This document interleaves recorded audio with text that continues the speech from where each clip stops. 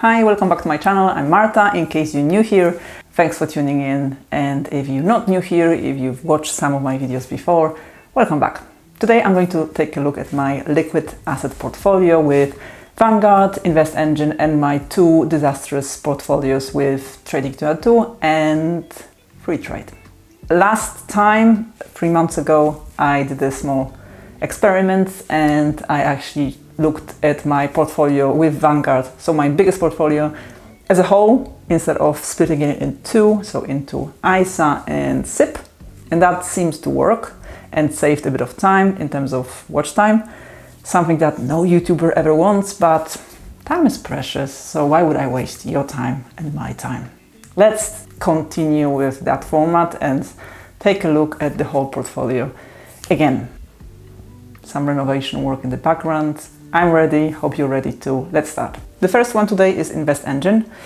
As you know, I've been with InvestEngine as an investment platform for quite a few years now. I really like them. I don't think I need to tell you how good InvestEngine, in my opinion, is. The fact that I use it is enough. They don't charge me any platform fees, which I find really helpful because it means I can invest more. And also they're super simple with regards to how the platform is designed and how everything works. Super smooth. If you want to give InvestEngine a go ahead and get yourself some free money by using my referral link. You can find it in the description of this video and also in the pinned comment underneath. Transactions first. I usually look at my transactions to show you what I've been doing since my previous update. So, when was that? It was July. In August, I topped up my ISA with £500, invested that money, then topped up with another 500 and of course invested that money. And then I topped up with £263. It seems like a random number, but I actually sold some investments from my disastrous portfolios and reinvested that money in my long-term portfolios, so with ISA. And this way, I also removed that money from my general account into my wrapped up tax-efficient account, so my ISA. If you're curious about how wrappers work, how ISA as a wrapper works in particular, you can go and watch this video. Some of it is not up to date, I must warn you straight away, because rules changed in terms of the amounts. But if you don't understand the concept of wrapper on how it's tax efficient in the UK, that video will explain it to you quite well. So, one of you actually asked me under my previous video to let you know which of my portfolios are general accounts and which ones are tax efficient, so which ones are ISAs or SIPPs. InvestEngine is an ISA, Vanguard is ISA and SIPP, and the small disastrous ones are general accounts. So only the small ones are the ones that are not tax efficient. And I don't mind because the figures in those small portfolios are so insignificant that I don't really care, they don't really affect my tax every single year. So when I invested that money, as you can see here, I had some dividend, 980, and then another dividend, 73.91, and of course I invested that too. Transactions out of the way, let's take a look at the portfolio. So this is the maximum view and the portfolio value is 32,000 and something. As some of you might know, my goal for this year was to invest £6,000 into this particular ISA, so my portfolio really in general, and I reached that goal with that last £500 invested in September. So no more investing this year. I can take a breather. Okay, these are my holdings. So we have just SP 500, my favorite Nasdaq 100, then a high dividend all world fund from Vanguard, and also FTSE 100. They're all in green, they're all doing fine. If we take a look at the last maybe 6 months, as you can see, the trend is still upwards, which is the main thing we care about as long-term investors. If you're curious about the dividends from this portfolio, from the funds that are not accumulating, so they're not reinvesting automatically, they just spitting out the dividends to me, this is it. So I got 500 and something pounds since I started in June 2022, so it's been already over 2 years, almost 2.5 years with InvestEngine. Time flies when you're having fun. All right, so InvestEngine is done. Next we have Vanguard. So again, let's take a look at transactions for the whole portfolio. It's quite a few. First, back in July, on the 22nd of July, I had some fees cleared. And as some of you know, I never use my portfolio money to clear my fees for the platform.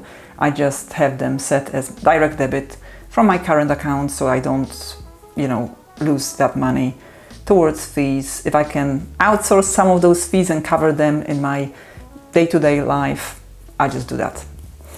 As you can see here on top of the screen, I'm still having some fees as pending, showing as pending, and these will be cleared, I think, pretty soon, probably on the 22nd of this month. So let's go further. After these fees cleared, I got some interest, from cash account paid into my ISA and into my SIPP. And then I got some dividends this month. So into my ISA, £89, and then into my SIPP, £45. And again, ISA 62, SIPP 13, SIPP 310, ISA 118, and SIPP £5 something. I haven't invested them yet, so they will be showing as cash when I show you all my holdings right now. I actually need to invest them today. My portfolio value is 241,600 and something, and these are my holdings. So I have Life Strategy 100 fund. I keep saying that it's for my spare change. It's something I started with, and every time I want to invest these remaining funds, the change that stays when I invested in a bigger fund, I just put it in my Life Strategy 100. And I have it in both my ISA and my SIPP. You can see here which account is which, so where I have my investments. Then I have my emerging markets fund, which is always in red, but this time that red is not too drastic. It's only minus 200 something. So my plan and hope, fingers crossed, is that when it actually starts appearing in green, I think I will just sell it and just invest that money into other funds. I don't think I need emerging markets. It's fine that it's going great, but I think I'll just stick to developed world for now. Speaking of developed world, so my next all world fund is here, and then I've got SP 500, developed Europe fund, and another developed world fund. That's my latest addition. I think I mentioned that in some of my previous videos, that at some point I got tired of my target retirement fund with Vanguard, and I just sold all of my target retirement funds, and I switched to this distributing fund that has very, very low fee, and it's just a world developed fund, so it's something I really wanted. And finally, the cash that I mentioned, so all the dividends that were paid into my ISA and my SIPP, and they were not from the accumulating funds, but from the distributing funds, so I need to invest that. Let's take a look quickly at the performance. Oh, there's the graph and the slider. If you watched my video about the Vanguard app, I actually mentioned that slider in that video. So no easy option here on the desktop version. I still need to do the inaccurate targeting of the dates that I want to see, more or less here. And this is the moment when the rubbish is being collected. Perfect timing.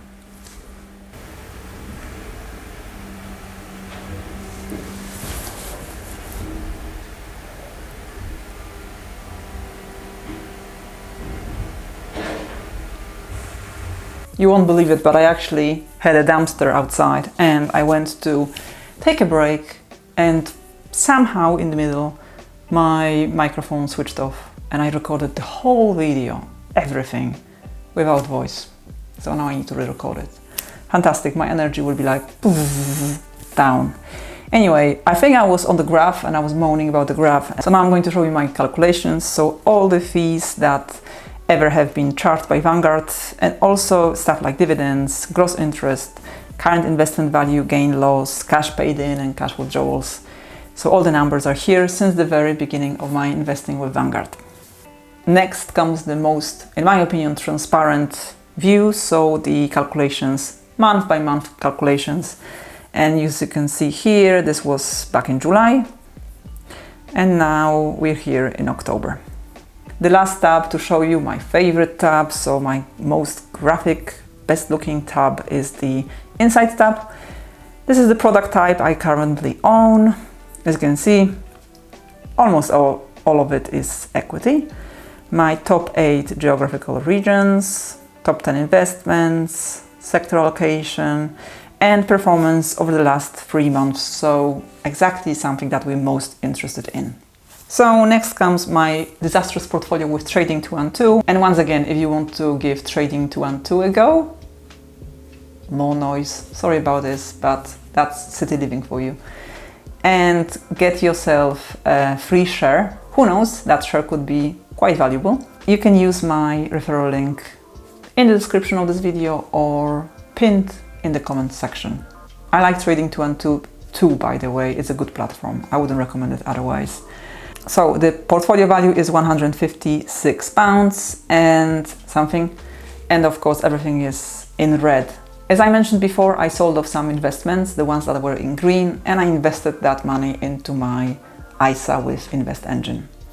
So as you can see, not much going on here, and as soon as these investments one day reach green, I'm going to sell them off. Right now, I don't mind having this portfolio because, as you can see, the amount is super low, and I'm slowly but surely getting rid of those investments. Finally, Freetrade and my mix of American, emerging markets and Russian investments, which I cannot touch because of the situation with Russia, of course. My portfolio value here is £184, and this is the maximum view and also the last 3 months. And just similarly to what I'm doing with Trading 212 assets, I sell them off as soon as they hit green. I don't mind waiting. I'm not really waiting, I'm just letting them be. So this is it. This is my whole portfolio today in October 2024.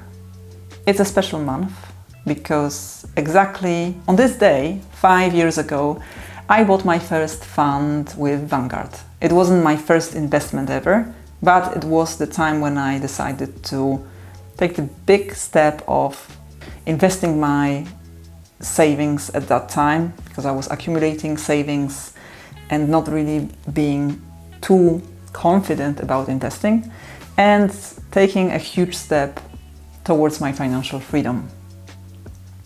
I don't know where you are on your journey, if you are on your financial freedom journey, maybe at the beginning, maybe somewhere in the middle. But I'm pretty sure that if you've been investing for a while, you know that goals change, life happens, things turn out different to what you were hoping for or planning for. And as much as you can have that number in your head, that point in time, it's really pointless if it doesn't benefit you right now. Any long-term goal is absolutely pointless if it doesn't benefit you right now.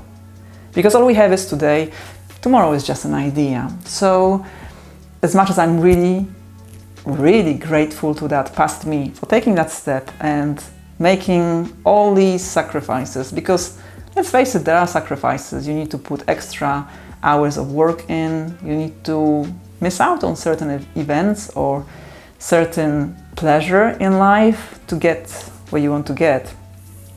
I know that all of this would have been absolutely pointless hadn't I been happy on my way here.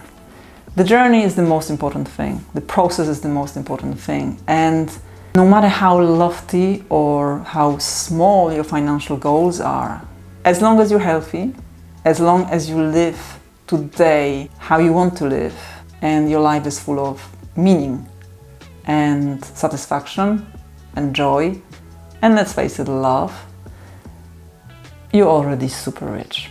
At least I know I am. So it's been a journey. It's been quite a good 5 years. I was hoping for 300K in 10 years.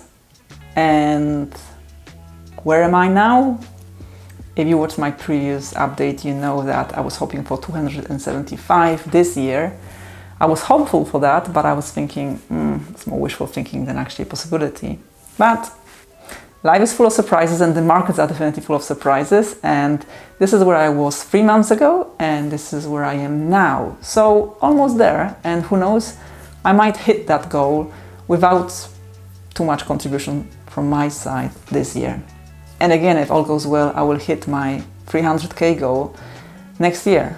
That will be in 6 years instead of 10. I guess I wanted to share with you that it's always about the process, and it's always about walking that fine line between planning and sacrificing and working towards the future, but also staying very grounded in the present. I don't exactly remember what it was like on the 8th of October 2019, but today is a pretty good day. I hope you're enjoying it too. Thanks very much for watching. I hope you found this video useful, and I'll see you in the next one.